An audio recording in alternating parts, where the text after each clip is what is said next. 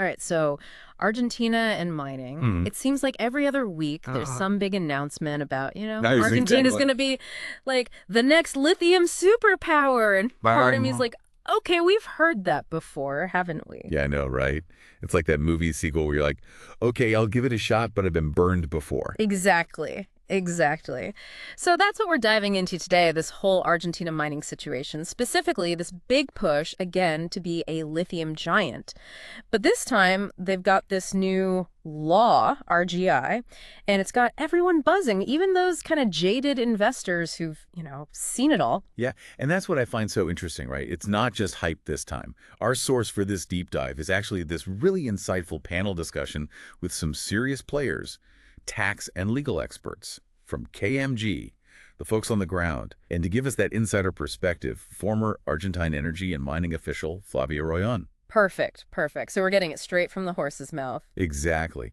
And what struck me was how these KMG specialists were saying their phones are blowing up with calls from like global investors all wanting the 411 on RIGI. So is this like a how do I get me some of that Argentine lithium action? Exactly. And these are people who, let's be honest, don't just throw money at anything, so something's different this time, right?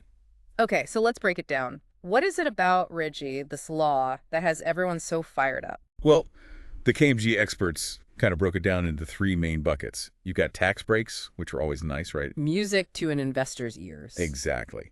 Then stability guarantees, which, given Argentina's track record, let's just say that's a big deal. And then streamlined processes, which, let's be honest, nobody likes waiting through red tape. No, bureaucracy is the worst, so less of that is always good. Always good. But it's the specifics, right? I mean, it's one thing to say tax breaks, but they were talking zero import duties on equipment, VAT benefits, that kind of thing. Mm. And then the stability guarantees, they were talking about protection against the rules changing down the line, which, Oh, wait, hold up, rewind that. Because yeah, that's huge, right? I mean, Argentina's had, let's say, a complicated history when it comes to, sticking to the rules of the game. it's like they're saying, look, we know we haven't always been the most predictable, but this time we're serious. Which, for investors, that's huge. Because who wants to play a game where the rules keep changing? Exactly. It's all about building trust, especially when we're talking about projects that have lifespans of like decades. Makes sense. But, okay, let's be real. Even with this fancy new law navigating the Argentine investment landscape, it still sounds a bit like, I don't know, trying to solve a Rubik's Cube blindfolded.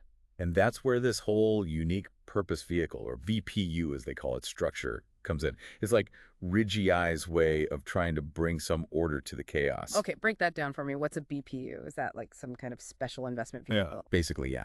So to benefit from RIGI, each project needs its own BPU, like a separate legal entity almost, with its own set of rules and regulations. Think of it as compartmentalizing risk. If one project goes south, it doesn't take the whole shebang down with it. Okay, so it's like each project is its own little island within the RIGI archipelago. I get it. But I can already see where this could get complicated. Oh, yeah. The KMG folks use this hypothetical mining company as an example. Imagine they have two projects, a brand new mine and then an expansion of an existing one. Each one needs its own BPU. And here's where it gets really, there's this whole thing about a 200-kilometer radius limit on what can be considered a single project under RIGI. So if those two projects are too close together, Things could get messy. exactly. Plus, they were talking about how tricky it can be to prove a project's economic viability, especially for expansions that might extend a mine's life, but like not actually increase output. Yeah, good luck explaining that to your investors. Oh. Trust me, it'll all work out eventually. Right. And that's where having someone like Slavia Royan, who's been on the inside, is invaluable. She really emphasized that while there's genuine interest in RIGI, it's not as easy as just showing up with a suitcase full of cash and saying, build me a mine. You've got to play by the rules, which, as you can imagine, can get pretty complicated. Especially with all those nuances we were just talking about. Exactly. And she made it clear that the government isn't just looking for any old project. They want ones that are going to really move the needle, you know. Transform Argentina's mining industry, not just maintain the status quo. Okay, so they're looking for game changers. Got it. Right. And she dropped some pretty big names, too, just to drive that point home. Rio Tinto, Pio Shimgo, Ganfeng, these are heavy hitters in the mining world, and they're all sniffing around potential RIGI projects, which to me says a lot. Okay, so we've got the framework. The interest is clearly there. But there's always a but, right? It's like, what's the catch this time? It's Argentina, after all. There's always a catch. And in this case, it's the classic hurdle of infrastructure. Argentina's infrastructure, especially when it comes to energy, is, well, it leaves a lot to be desired. And that's a major roadblock for any kind of large-scale mining boom. Because you can have all the lithium in the world, but if you can't get it out of the ground and to where it needs to go or power the whole operation, what's the point? Right? Yeah. Exactly. It's a classic chicken and egg problem. But, and here's where it gets interesting, RIGI is actually designed to attract investment beyond traditional mining companies. It's like they're trying to create this ecosystem where one investment leads to another, And Flavia pointed to renewable energy projects, especially solar power in the Puna region as a prime example. Okay, hold on. It's like they actually realize this is a make or break thing. Right. That they can't have this big mining boom without fixing the foundation first, Absolutely. And the best part is it's not just about the government trying to foot the bill for all this new infrastructure. The idea is that RIGI will incentivize private companies to step up to the plate too.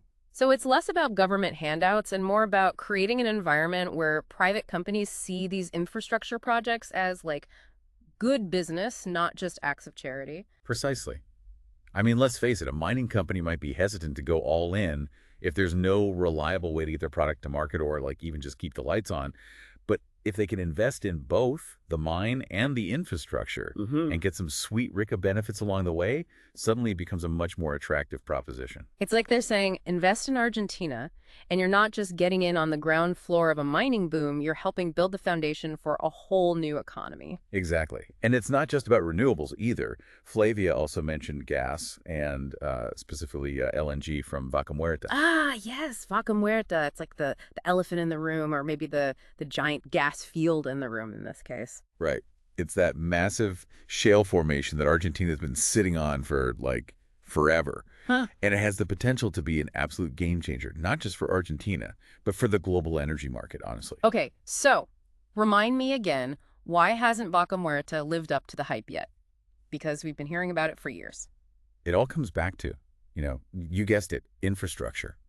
Argentina needs more pipelines, more processing facilities, basically just a more robust system for getting all that gas out of the ground and to where it needs to go. So they've got the star quarterback, they've just got to build the rest of the team. Got it. Perfect analogy. Yeah. But, and here's the thing, if Argentina can actually pull this off, if they can develop Vaca Muerta alongside this new wave of mining investment, it could be huge, not just for them, but for global supply chains, the whole energy transition, everything. Okay, so big if though, right? There's always an if. Because we've got this shiny new law, we've got big-time investors sniffing around, we've got Vaca Muerta waiting in the wings, but it's Argentina. And I say that with love, but they've got a history, right? They do. And Flavia, to her credit, addressed that head on. She said that for Argentina to really turn this dream into a reality, it all boils down to two things: macroeconomic stability and political consensus. Okay, so two things that haven't always been Argentina's strong suit. That's putting it mildly. Let's break those down. Macroeconomic stability. In plain English, what does that even mean? Basically, it means creating an environment where investors feel confident about putting their money into Argentina long term. It's about taming inflation, stabilizing the currency, all those things that make investors feel like the rug's not going to be pulled out from under them. So no more economic roller coasters, no more currency chaos. Got it.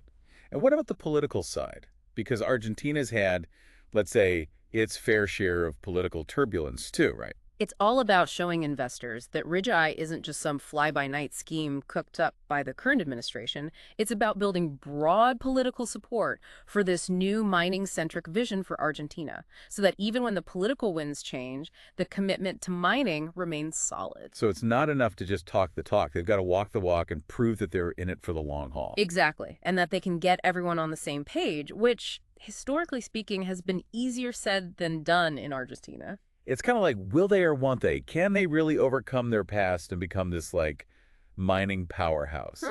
Exactly. And that's what makes this whole Argentina story so fascinating to watch. It's not just about numbers and laws. It's about whether they can actually change the narrative, So as we're wrapping up our deep dive here, what should we be looking out for? What are the make or break signs that this time it's for real? Well, for me, it all comes down to action, right? Yeah. Anyone can talk a big game, But when those big mining companies actually start breaking ground on those RIGI projects, that's when we'll know they're serious. Keep an eye out for announcements from those big players we talked about, like Rio Tinto, Piosca Mays. If they take the plunge, others are sure to follow. It's like, a restaurant's for real when there's a line out the door. Actions speak louder than words. 100%. The other thing is, we've got to watch the infrastructure situation like a hawk. Are they actually building those power lines, those pipelines, those roads? Because without that, it's all just talk. Right, it's like having a Ferrari but nowhere to drive it. Exactly. And then, of course, there's the political wild card. We can't forget about that. What happens after the next election? Will the new government be gung-ho about RIGI, or will they slam on the brakes? Because the last thing investors want is another political roller coaster ride. Right. They need to know that Argentina's committed to this for the long haul, no matter who's in charge. So it sounds like this Argentina mining story is far from over. It's like a choose-your-own-adventure book, and we're all still flipping through the pages. And that's what's so exciting about it. We've given you the rundown, the insider perspective, the lay of the land. Now it's up to you to watch how it all plays out. Will Argentina rise to the challenge? Only time will tell. Well, on that note, thanks for joining us for this deep dive into Argentina's mining ambitions. It's a story with twists and turns, and we can't wait to see what happens next. Absolutely. Until next time. Stay curious out there.